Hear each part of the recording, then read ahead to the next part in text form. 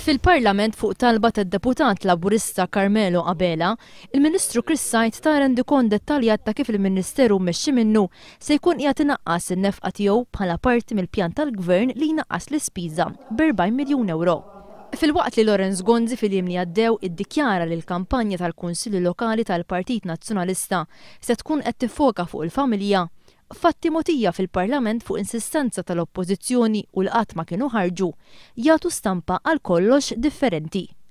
L-għajta ta' Lorenz Gonzi bħalissa hija din. Aħna ħriġna manifest elettorali għal daw il-Kunsilli Lokali u tindunaw poġġejna fiċ-ċentru tal-ħidma politika tagħna lill-familji Maltin u Għawċin. Fis-sigħat li għaddew iżda fil-Parlament sar magħruf li l-Gvern se jnaqqas 1,400,000 euro fin-nefqa tiegħu minn oqsma li fi kliemu stess huma relatati mal-ħarsien tal-familji. Il-Gvern se jnaqqas 42,000 euro mill-għajnuna lill-familji fl-ispejjeż għall-enerġija. Il-Gvern se jnaqqas 100,000 euro mill-għajnuna lill-tfal taħt care order u li jirrikjedu għajnuna emozjonali u psikoloġika minħabba trauma li jkunu għaddew minnha.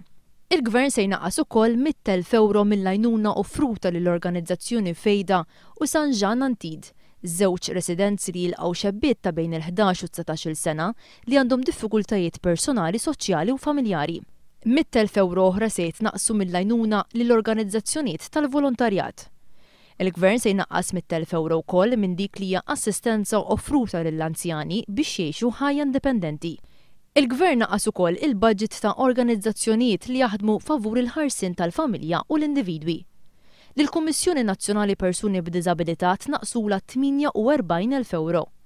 Lis-setqa l-Aġenzija Nazzjonali kontra l-Abuż tal-Alkoħol u d-Droga, il-Gvern naqsilha 130,000 euro.